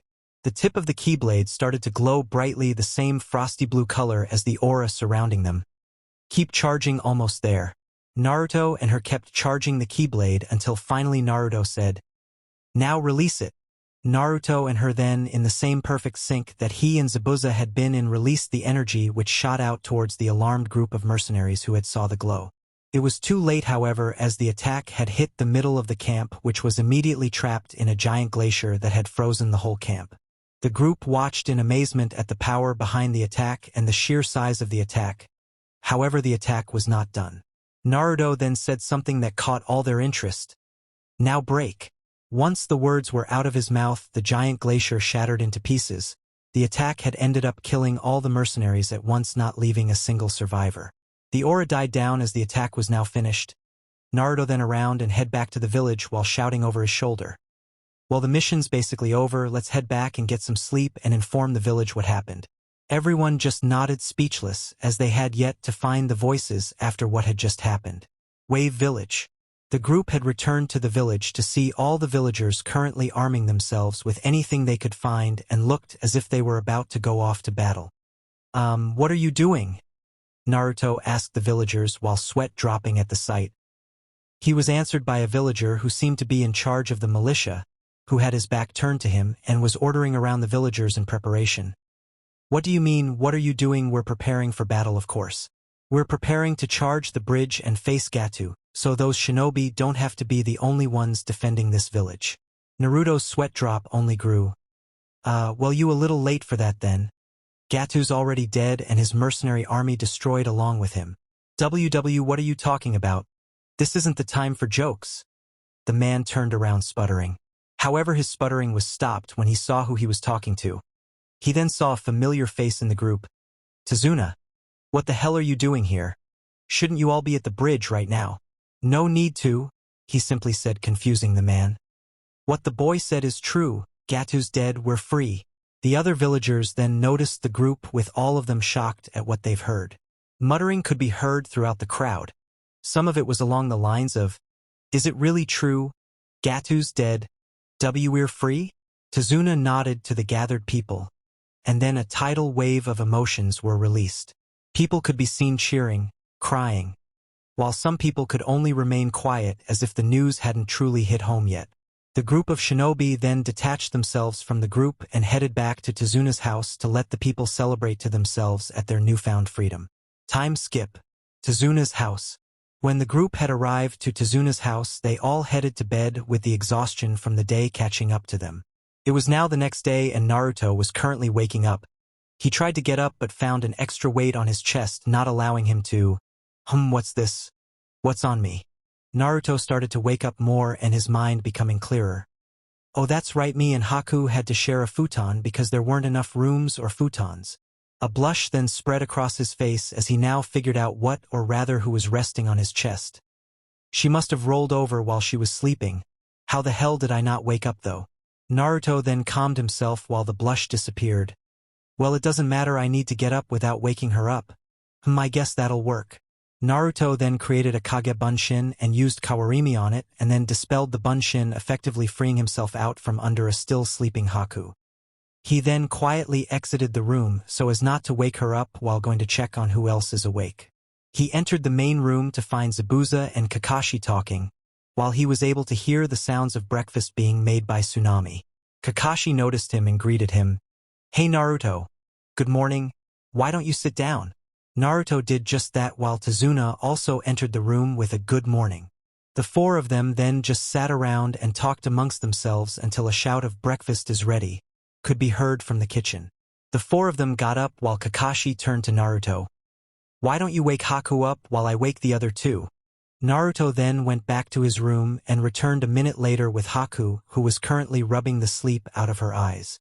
Naruto then felt a chakra source dashing straight towards Haku, which he ended up intercepting before it could harm the drowsy girl. He narrowed his eyes when he finally recognized whose chakra he felt. "Hey team, mind explaining to me what you think you're doing?" Sasuke jerked his arm out of Naruto's grip while glaring at him. In his hand was a kunai that would have stabbed Haku had Naruto not stopped him. "I was just paying the bitch back for how she humiliated me yesterday." Sasuke spat while he prepared to throw the kunai that was still in his hand. With his arm pulled back, Sasuke was about to throw the kunai only for someone to grab his hand, stopping him. "If I remember correctly, all she was doing was sticking with the plan, while apparently you were not." Turning around, he was shocked to see the blonde. Thinking it was a clone, he turned his head to where he thought the original was, only to find nobody there. Kakashi then spoke up from next to Naruto, who had tried to stop Sasuke himself. "Don't bother. There was never a clone. That was all speed." "Speed? Are you telling me he's that fast? Damn it, why is the dobe so strong?" Sasuke thought to himself while he was glaring pure hatred towards said dobe. "It has to be that weapon he used. There's no other way. I swear I'll make it mine and show the dobe." He then snatched his hand away from Naruto again while going into the main room. Naruto turned towards Haku, to whose eyes were wide at how close she was to death while she had not been fully awake. "Come on, Haku-chan. Let's go have some breakfast," Naruto said with a smile on his face. All right?" she said while Naruto put a hand on her shoulder to try to assure her that she will be all right. Seeing her calming down, Naruto then lead her towards the table to where the food had already been set by Zabuza and Tazuna. Everyone but Sasuke and Sakura then gathered around the table and started to eat breakfast. Naruto then spoke up and asked a question that was on his mind. So what do you two plan to do now? The question had been directed towards Zabuza and Haku, who looked towards the blonde while Zabuza answered. Truthfully, we were just going to keep moving around while avoiding Kiri. Naruto then finally asked the question he had been waiting to ask. So, why don't you two join Konoha? This got everyone's attention, but Zabuza seemed to be not so keen on the idea. I don't know, we're both missing Nin. Plus we have no loyalty to Konoha. Are you sure you want to keep moving around though? Zabuza, come with me for a sec, I need to talk with you about something, Naruto said while getting up and out from his seat. He then exited the room with Zabuza following him. Zabuza, let me ask you, do you really think it's best for Haku to keep moving all over the place, always on the run from Kiri? Naruto asked, while Zabuza gained a thoughtful look. He's right. Haku doesn't deserve this life, but I'm still not sure about joining another village. Zabuza, you took this mission for Gato so you could gather money to try another attempt at the Mizukage's life, Naruto said, shocking Zabuza. Well, what if I told you Konoha is trying to make an alliance with the rebel faction of Kiri? Most likely Konoha will send some shinobi over to Kiri to help the rebel faction. If you join the village, you'd probably be selected for this mission since you're familiar with Kiri. Zabuza was speechless at what he had just been told. Is he telling me the truth? If so, I may finally have another chance. Alright, I'll join, but is Haku going to be okay? I mean her bloodline? Zabuza asked with what sounded like worry. You don't have to worry. Konoha already has many bloodlines. She'd actually be welcomed by the council itself, probably if it allows Konoha to have another bloodline. Naruto dismissed his worries. Alright, let me inform Haku of what's going to happen. You should tell your sensei also, Zabuza said before the two of them went back to the dining room. Bridge. Team 7 along with Haku and Zabuza were currently standing before Tezuna's family as they were about to leave.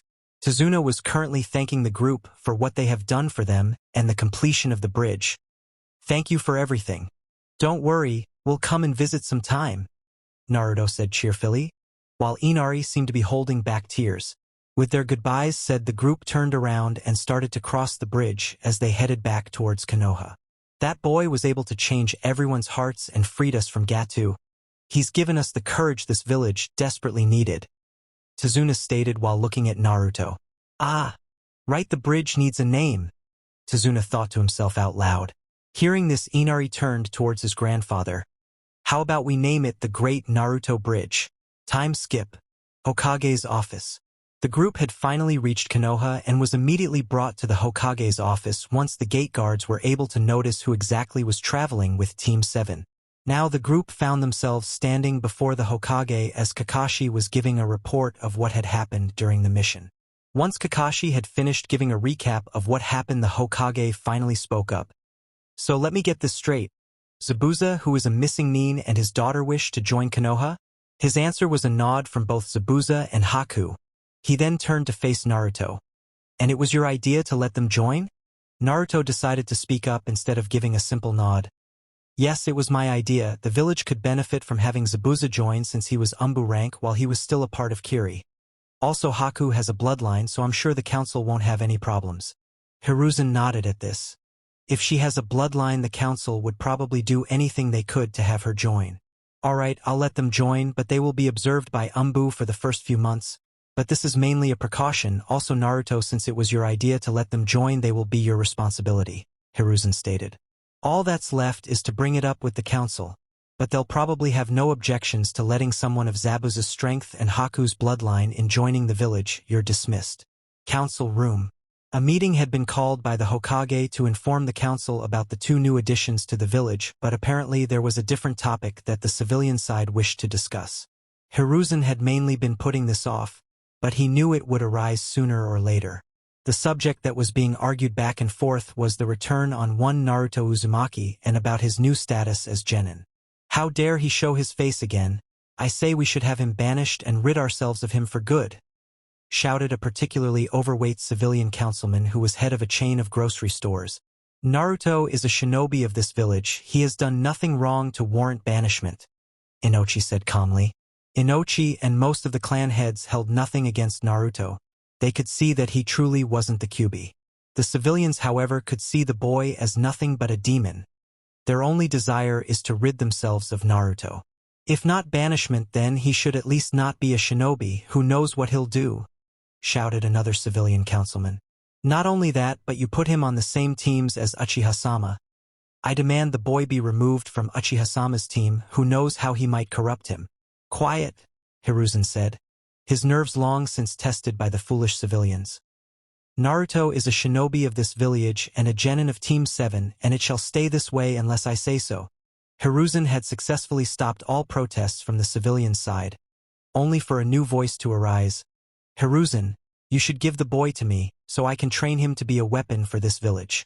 Danzo, as I had just stated, Naruto will stay in Team 7 under the command of Kakashi Hatake, who will be the only one to train the boy.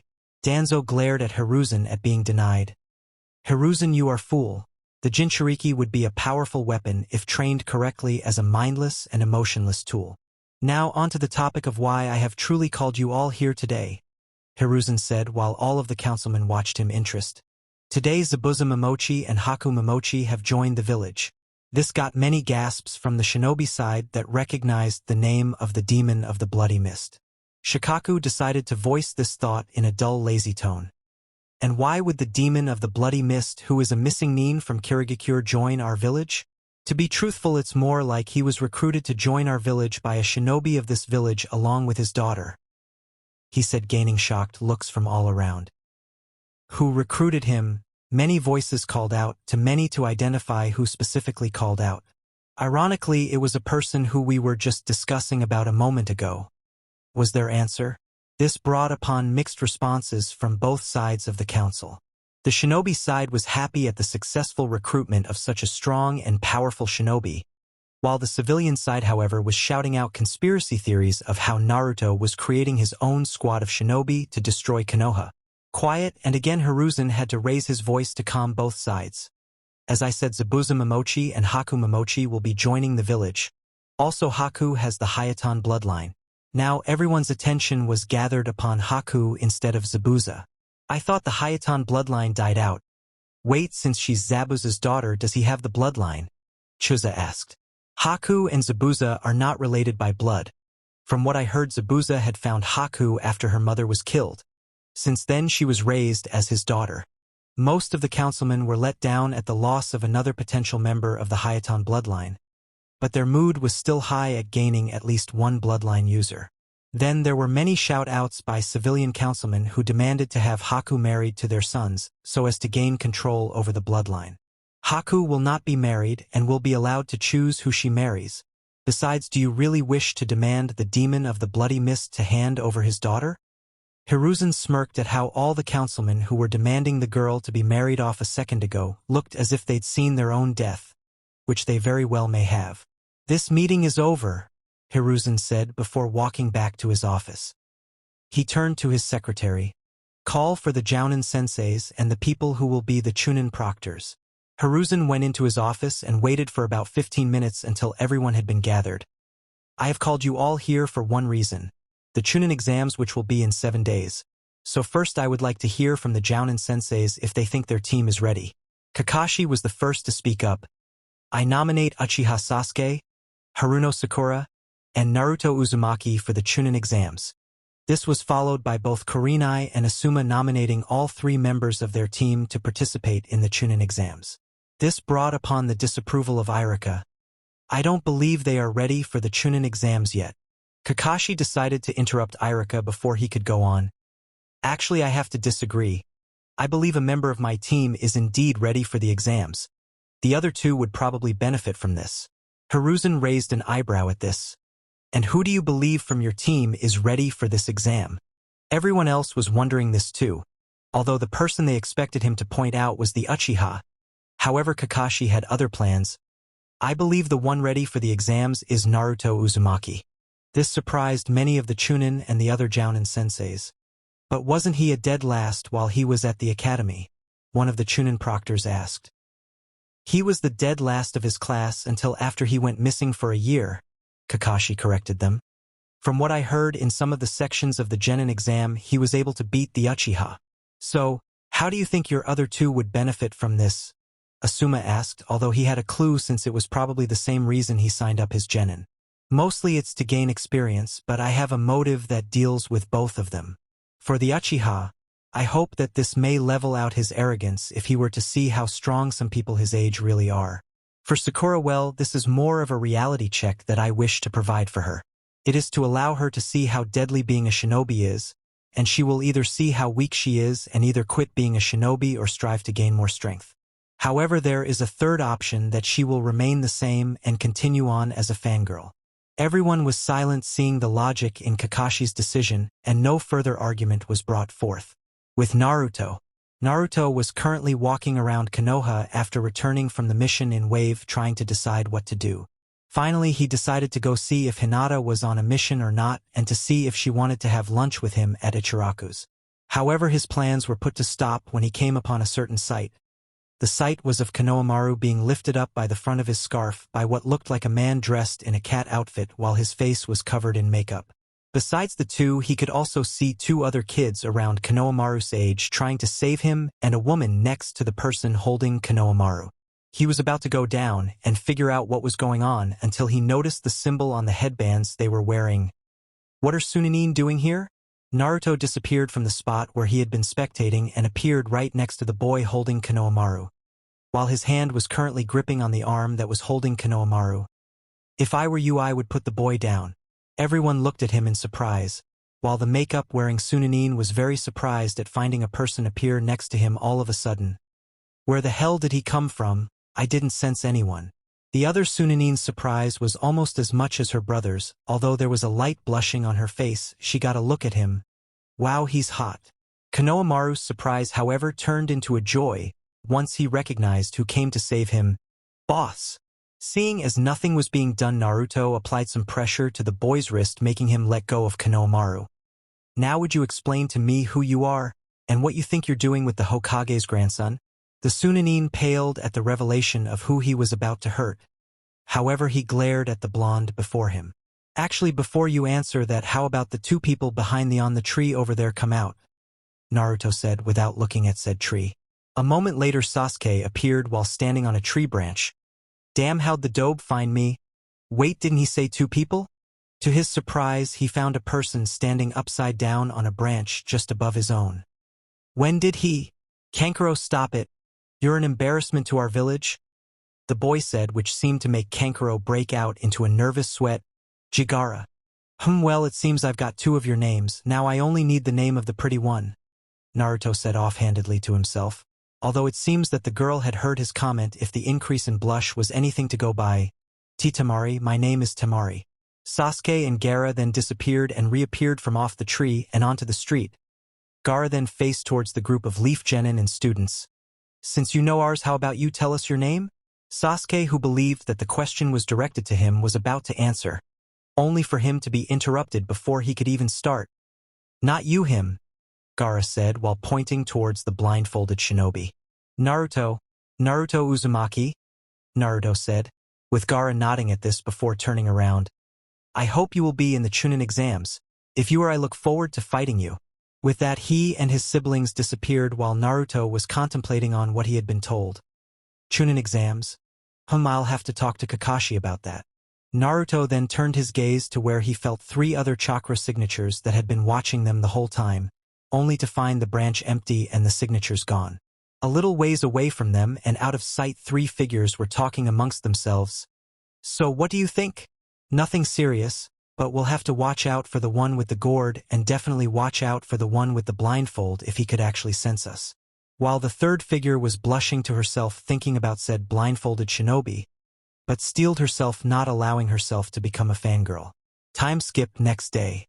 Team 7 was currently waiting for their sensei to appear, although Naruto had only appeared about 5 minutes ago, while the other two had been waiting for over 2.5 hours. He was currently ignoring the shrieking from the pink-haired banshee about him being late. When will she ever get it that I'm not late if the sensei hasn't even arrived yet? He was brought out of his thoughts at the voice of his sensei. Morning. Sorry I was late, I got lost on the road of life. Ah, the road of life. That's understandable. I mean, there are many twists and turns, Naruto said cheerfully while the other two gained tick marks. Hee, thanks for understanding, Naruto. Well, anyways, I've nominated you guys for the Chunin selection exams. he said while handing them the applications for the exam. With that, Kakashi left while Naruto left a second later. Time skipped next day, again. Naruto was currently entering the Chunin exam halls with his two other teammates while looking around at the competition. The two then went up to the second floor only to see a group of people being held up by two genin. Must be a genjutsu. The exams are on the third floor. Also those two, their chakra levels are around that of a chunin.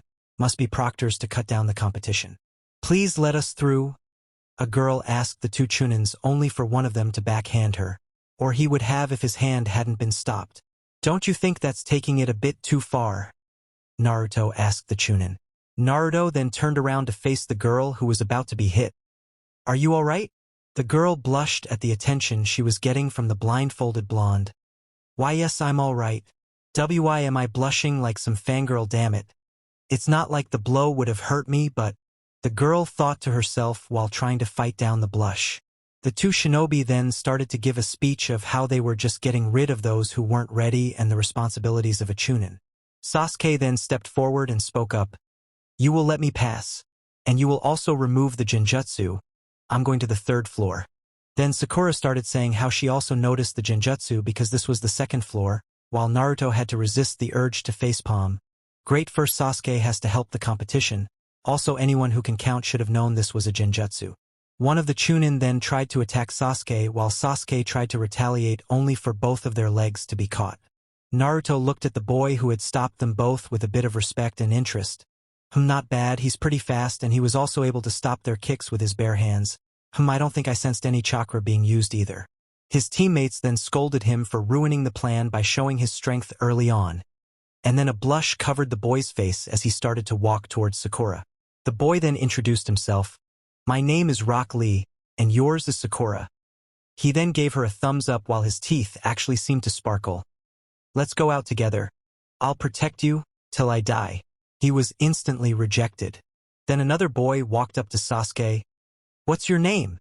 The two traded comments with one asking the name of the other and the other denying an answer. Inwardly, however, Sasuke was smirking at how he was recognized instead of his blonde teammate. That's how it should be, me an elite being recognized instead of the dope.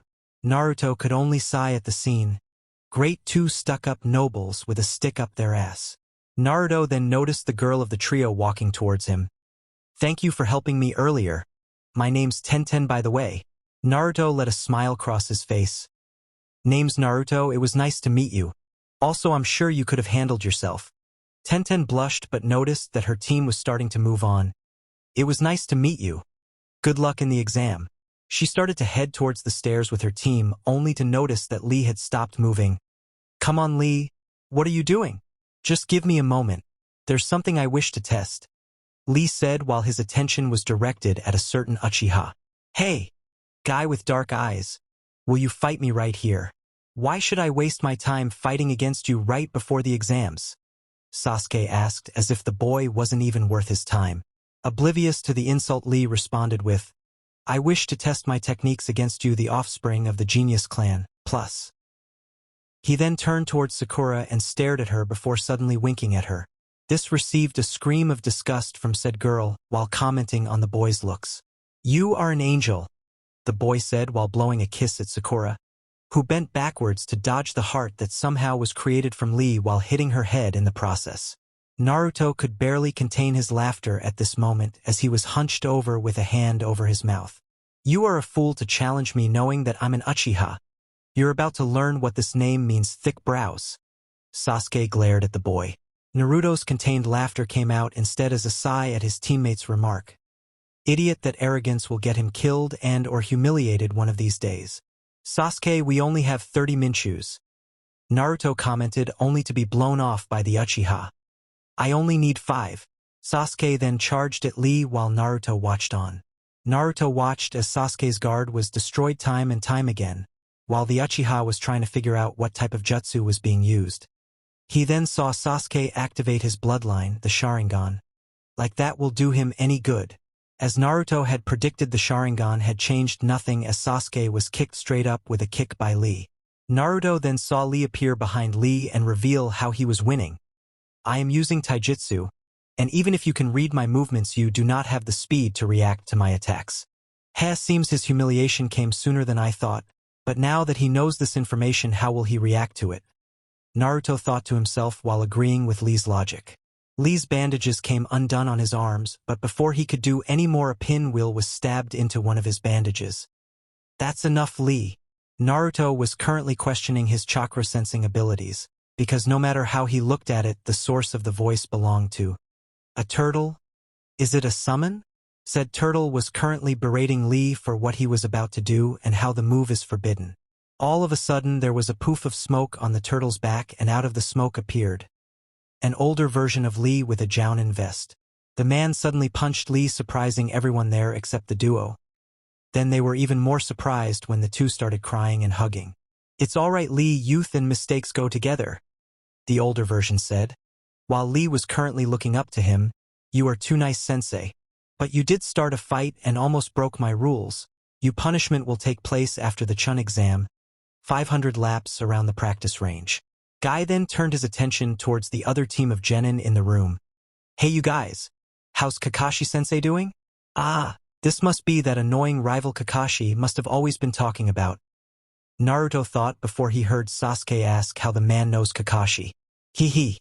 Well, me and Kakashi are, he started to say before disappearing from next to Lee, eternal rivals.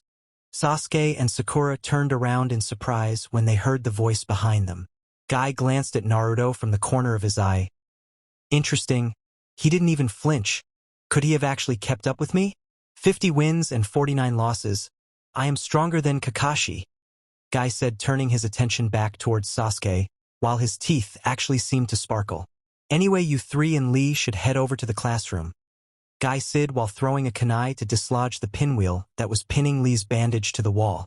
Lee left, leaving some parting word to Sasuke, while Sasuke himself was shaking in fury.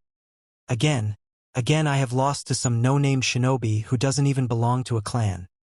He then turned his anger towards Naruto. His thoughts, however, were focused upon the weapon that he wielded. I swear after this exam I'm going to the council to get that damn weapon. That way I'll never lose again and put them all in their place. The team of three then continued towards the classroom for the Chunin exam on the 3rd floor, only to find Kakashi there waiting for them. Good, all three of you are here, you can now properly take the exam, Kakashi said once the three of them neared him. What do you mean? Sakura asked Kakashi, only to be answered by Naruto. He means that unless all three of us were here, we wouldn't be able to take the exam. Seeing the questioning looks, Kakashi decided to elaborate on what the blonde had said. I gave all three of you the choice so none of you would be pressured into taking the exam just to please the other two. Plus you all came of your own free will, you guys can now go. With that, the three genin of Team 7 walked through the door and into the classroom that would be the setting for the first part of the Chunin exam. Classroom. The three walked into the room only to stop once they noticed how all the other genin in the classroom were currently staring at them. Naruto and Sasuke were currently scanning over the potential enemies that they would have to face off against in the Chunin exams, while Sakura was a little intimidated by the sheer amount of people that would be taking the exam. All three of them, however, were brought out of their musings as Naruto was tackled/hugged from behind. The person then identified herself by greeting the blindfolded blonde. Hey Naruto, I haven't seen you for a while. Naruto raised an eyebrow at his fellow blonde while returning the greeting. Hey Ino-chan. We just returned from a mission about a week ago.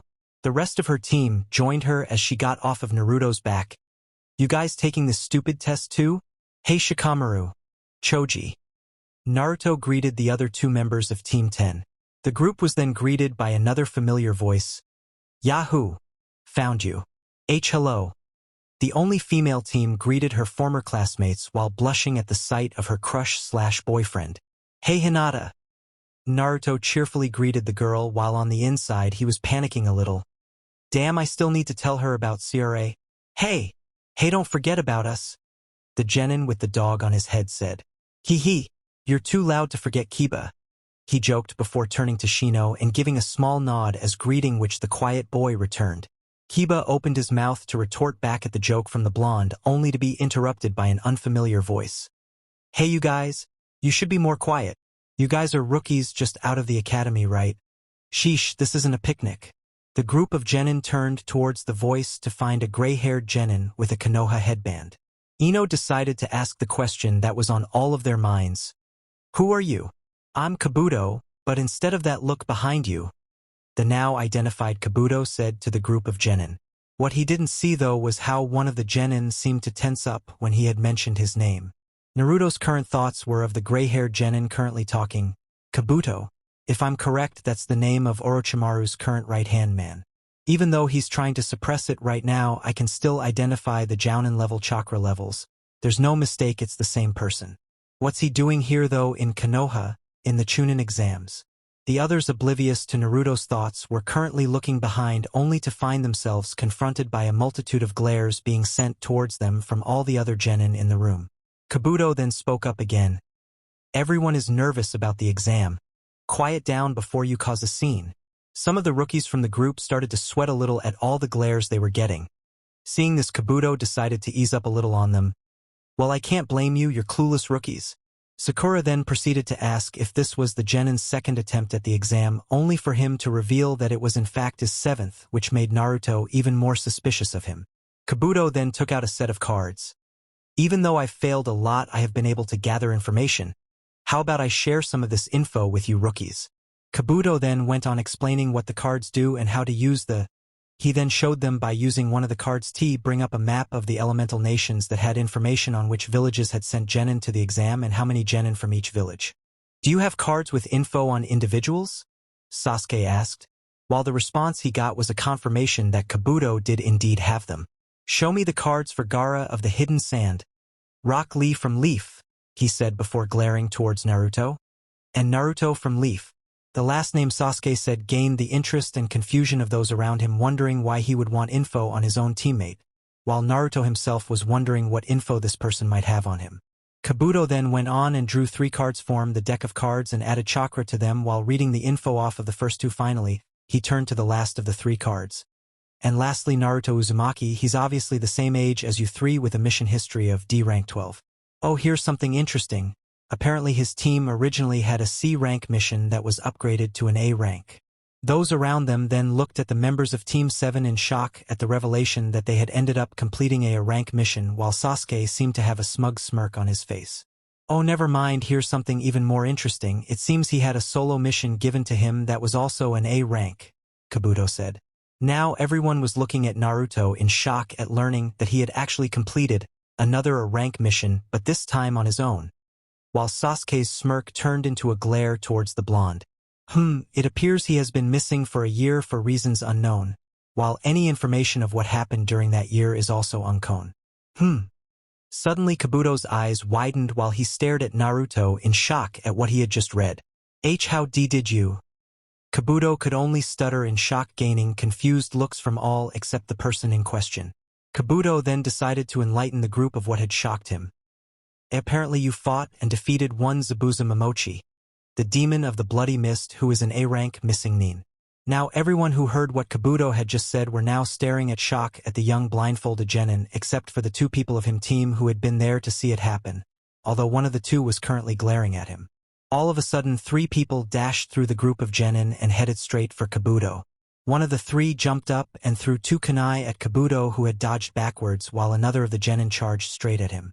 The genin took a swing at Kabuto, who had jerked his head back to dodge the attack, only for his glasses to shatter and for him to double over and puke. Naruto had not interfered to see how the situation would play out while he gauged the skills of the attackers and identified the method that was used to hurt Kabuto. Before further confrontation could be enacted, a cloud of smoke appeared while a voice shouted out, "Quiet down, you worthless bastards!" From the smoke appeared the Chunin proctors for first part of the Chunin exam, while the man in front of all of them spoke up. "Thanks for waiting. I am Marino Ibiki, the examiner for the Chunin selection exam's first test."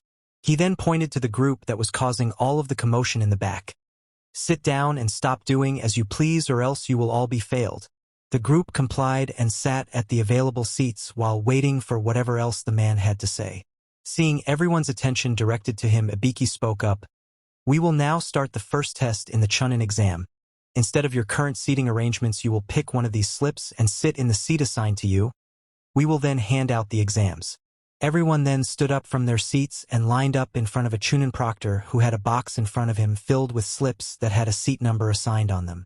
Naruto was currently facing a different problem while he was waiting in line. Crap. How am I supposed to see what's written down on the test? However, it seemed that all of his worries were misplaced because the moment his turn was up, the instructor Ibiki solved his problem for him. Ah, you must be Naruto Uzumaki. Seeing as you are incapable of reading the paper, we have an audio version of the test prepared for you and a paper to write down your answers. The Chunin proctor then picked a slip for him and told him where to sit while handing him a small record player with the test on it and a blank paper. Naruto then headed towards the direction he was assigned to then smile to himself once recognizing a familiar chakra source next to his seat. Even though Naruto can create a somewhat chakra-detailed map and image inside his head, he can't see details such as words. Taking a seat, he turned towards his neighbor for the test. Hey Hinata. Seems like I have the pleasure of sitting next to you during the test. Hinata blushed but returned his greeting. Why yes. Let's do our best. Both of them then turned their attention towards the instructor when he raised his voice to get the attention of the class of Chunin hopefuls. Alright, listen closely because I will not repeat myself. There are several rules to this exam, Ibiki said to the class, catching their attention. Rule 1, you all start off with 10 points. For each question you get wrong, you will lose a point, so say if you miss 3 questions you have 7 points. Second rule. This is a team test. Whether or not you fail is based off of the combined scores of all 3 teammates. The third and most important rule, if you are caught cheating you will lose 2 points per attempt that is caught. If you are caught 5 times then you automatically fail this exam. Finally, if even one person on a team has 0 points then that person's other 2 teammates will also be failed alongside that person. Once all the rules were said, the first exam had officially begun. Everyone was currently either panicking over the difficulty of the questions or had already figured out the truth behind the third rule of the exam, while Naruto on the other hand was just listening through the audio recording of the different questions with mild interest. All the questions seemed to be asking what should be done in a certain situation and the reasons and logic behind the answer. Naruto then started to answer question after question with the things he would do if he found himself in any of the situations. Amusingly enough, Naruto was writing what he would do in the situations, forgetting to give the answers that would be expected in the situation by any normal Chunin level shinobi. Hinata was glancing from the corner of her eye with astonishment at the rate that Naruto was answering the questions. Wow, he seemed so sure of his answers, completely different from how he would have acted before he had disappeared for a year. Naruto had just finished answering his 9th question and turned off the recorder and putting down his pencil before turning his mind to other matters that had caught his interest. First off were the Chunin level chakra source that he found located around the room, but quickly put that aside as having something to do with the second rule which he had figured out the true meaning behind but had been useless to him. He then focused his mind upon the other chakra source that was currently trying to hit itself but ranked about that of an elite jounin which belonged to the genin that was talking to the group earlier. Now why is someone of that level taking the exam? Could it be for safety reasons later on in the exam? Doubtful. Then there's the information he somehow got his hands on. I'll have to keep a closer eye on him, I guess. Finally, after some teams had been thrown out for cheating, the proctor for the first exam drew everyone's attention to himself again. Time's up. I will now tell you the 10th question, but before that, for this final question there are 2 new rules in addition to the original rules. First off, you may choose whether or not if you would like to take the 10th question. If you decide to not take the test, then you and your teammates will fail, but if you decide to take the final question and answer it wrong, that person will lose the right to take the Chunin selection exam again. As expected, this caused uproar in the class, either trying to deny this claim or just plain panicking at the new additional rule. People started to raise their hands and forfeiting, deciding to not risk it all for the 10th question. Naruto, seeing how people started to leave, decided to speak up. If you are afraid, leave now. There is no place for you if you are afraid to risk yourself now. It is better to give up now if you are afraid. It just means you were not meant to be a shinobi. This had shocked the class into a stunned silence, even taking Ibiki by surprise. The silence, though, turned into determination. One random person then spoke up.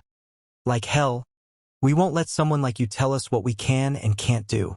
More and more voiced spoke up, rising up to the challenge that has been presented before them, not daring to back down.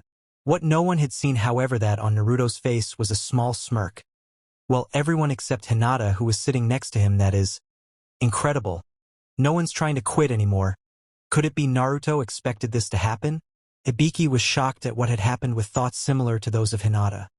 Amazing, he was able to destroy everyone's worries by challenging them as a shinobi. 78 people. This is way more than what I had expected. and it seemed no one will waver upon their decision either. Alright, if no one else will give up then, I congratulate you for passing the first test of the Chunin exam. This stunned everyone into silence once again. Ibiki then went into telling everyone the purpose of the first test and even took off his bandana to show him the multiple scars on his head. Naruto then sensed a source of chakra moving towards their location, but relaxed once he recognized who it was that was approaching them and even let a grin appear on his face. The window then broke as a person crashed through it. The person then landed in front of Ibiki while a banner was held up by Kanai behind her. I am the examiner of the second Chunin exam, Mitarashi Anko, now let's go. The women exclaimed to the class but turned around when she heard Ibiki speak from behind the banner. Anko, you're early again.